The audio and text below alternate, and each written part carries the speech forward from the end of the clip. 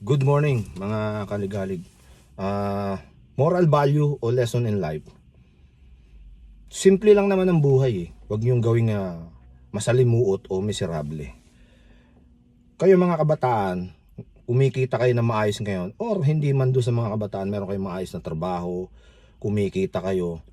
Mag-ipon kayo para sa inyong kinabukasan o sa inyong mga sarili pagdating ng takdang panahon, dahil kung kayo man ay nangangarap ng mga hanap buhay o negosyo, pagkatapos iaasa ninyo sa ibang tao yung inyong pangarap, kunwari nag-ipon kayo, tapos ipinamahala ninyo sa iba yung inyong pera, at kayo ay nangangarap na maitaguyod yung inyong mga hanap buhay sa inyong girlfriend, sa inyong kamag-anak o whatever, maaaring magkaroon ng katagumpayan sa simula.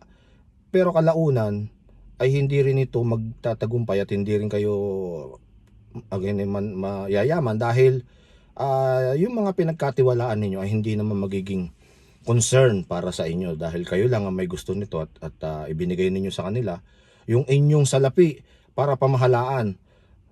Sa gayong pagkakataon, darating ang panahon, baka mamumura ninyo ang inyong mga sarili na walang kwenta.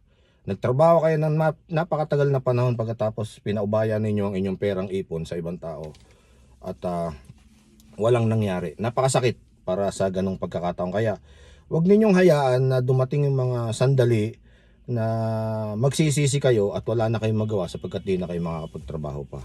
At yung may natitira kayong kaunting ipon na hindi ninyo naman alam kung paano pagtatagumpayan pa ulito. Kaya huwag ninyong hayaan na maging kupal kayo sa mundo na inyong ginagalawan mga kaligalig. Simple lang ang buhay.